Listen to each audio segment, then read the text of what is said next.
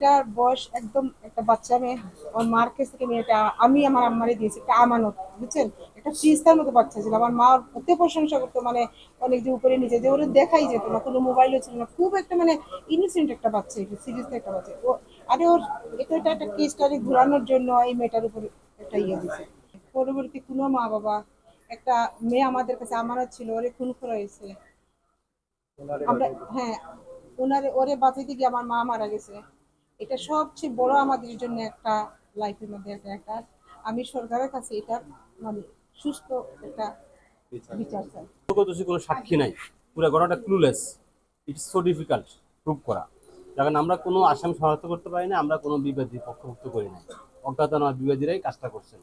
এখন সেটা ঘটনার ধারাবাহিকতার আলোকে তদন্ত কর্মকর্তা বাংলাদেশ সরকার যারা আছেন তাদের পেশাগত পরিচয় দিয়ে বাংলাদেশের চাঞ্চল্যকর হত্যা মামলার বিষয়টা অতি দ্রুত এবং শক্তিশালী প্রমাণ করবেন, এবং যার মাধ্যমে আমাদের বাবাদের যেন আর লাশ আমরা ছেলেরা যেন নিতে না হয়, আমাদের বাবাদের লাশ যেন আমরা যেন আর বহন করতে না হয়। না, আরেকটা কথা, একটা ছেলের কান্তে যেন আর কোনো মা বাবার একসাথে কোনো মা মানে বাবা যেন এরকম যেন না না না হয়, হয়। এটাই মাটি দিতে হয়েছে আমার বাইরে একা। আচ্ছা, আমরা বুঝতে পারছি এটাতে শুনছেন। আপনার কি একমত এই বিষয়ে? না, আমাদের একমত হওয়ার না, বিষয় না, আমরা আমরা বিশ্বাস করি। সাধারণ মানুষের কথাটা শুনছে, সাধারণ মানুষকে বিষয়ে একমত। ওই ভাই, একটু বলি আমি। হ্যাঁ, হ্যাঁ, বলেন। ওই মেয়েটার বয়স একদম একটা বাচ্চা মেয়ে। ওর মার কাছ থেকে মেয়েটা আমি আমার আম্মারে দিয়েছি, একটা আমানত, বুঝছেন? একটা ফ্রিস্তার মতো বাচ্চা ছিল। আমার মা ওর এত প্রশংসা করতো, মানে অনেক যে উপরে নিচে, যে ওরা দেখাই যেত না, কোনো মোবাইলও ছিল না, খুব একটা মানে ইনোসেন্ট একটা বাচ্চা, এটা সিরিয়াস একটা বাচ্চা ও। আরে ওর এটা একটা কেস স্টাডি ঘোরানোর জন্য এই মেয়েটার উপর একটা ইয়ে দিছে। তো ওইটাই আর কি, যে এটা সত্য কোনো ঘটনাই নাই এখানে, কারণ আমাদের মার সাথে আমরা এভরিডে ভাই বোন সবাই আমরা কথা বলি, মানে পারিবারিক বিষয়ে, কাজের মেয়েদের বিষয়ে আমরাই ওনাদের চারি ভাই বোন সাপোর্ট করি। তো এখানে কোনো কোনো কিছুই নাই এই মেয়েটার পড়াশোনা। এটা একটা ফিরিস্তা বাচ্চা, এটার ব্যাপারে আপনারা যদি এরকম মিডিয়াতে দেন তাহলে এটা ভালো হবে না। একটা ফিরিস্তা বাচ্চা এটা চলে আমরা গেছে। সোজা কথা যে বটম লাইন ইজ, এটা আমরা মানি না, এটা হতেই পারে না।